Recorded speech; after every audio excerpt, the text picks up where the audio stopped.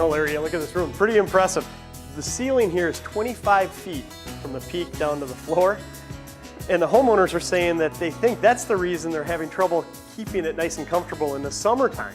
And so they want to replace their central air conditioning system. And let's walk through that process, whether you're in a house with a large room like this or just a 1,200 square foot ranch with 8-foot ceilings.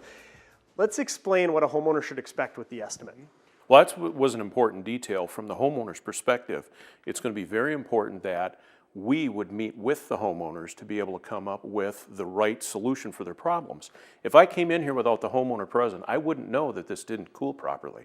So that's a great detail to have.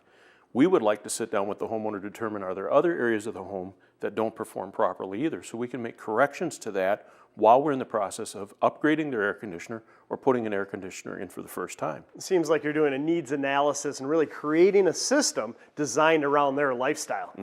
Customized for them. The other important thing is if the homeowner's made any changes, in the case this is going to be a replacement, have they made any upgrades to the home that we would need to take into consideration for sizing requirements? What type of upgrades are you talking about that can affect an air conditioning performance? Well, if they would have upgraded windows, doors, re-insulated, all those types of things change the thermal performance of the home. We need to account for that when we're doing our load calculations and coming up with a proper size system for them. So it seems to me communication is the key. You want to set aside some time, maybe half an hour, maybe an hour with your heating professional. Even when you're replacing just the central air conditioning system, because no matter how trivial some of these factors might seem to the homeowner, they're very important in designing the right system. It's even as important as when we're out there, what temperature do they maintain in the summertime? Somebody might like it 78 degrees, somebody might want it 72. That makes a huge difference in how we have to design the system for their particular needs. And when the contractor is on site, what specifically are you looking for? Do you take a wall of windows like this? Does this create any challenges? Sure, this wall of windows is going to create a huge challenge, and that's the important thing. What direction does it face? How much sun is going to be shining in? In this particular case, from what you described, this faces east. So it's really going to be a morning load, and then from there it'll be fine the rest of the day. And then over here they have a sunroom, which is on the south side, and as beautiful as it is, I bet it really heats up or has the potential to heat up in the summer. Sure, this is a huge difference in exposure. This is going to be gaining heat all day long from the sun.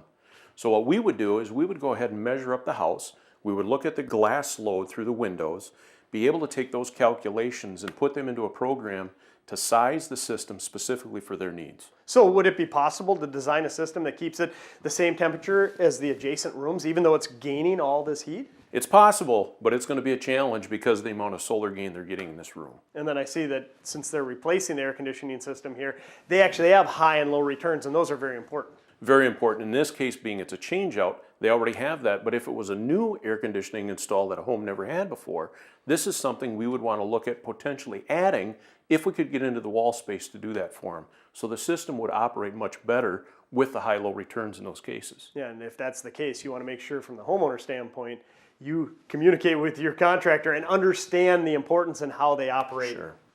Okay, so my contractor walks around, collects all this data. What should I expect in return as the homeowner?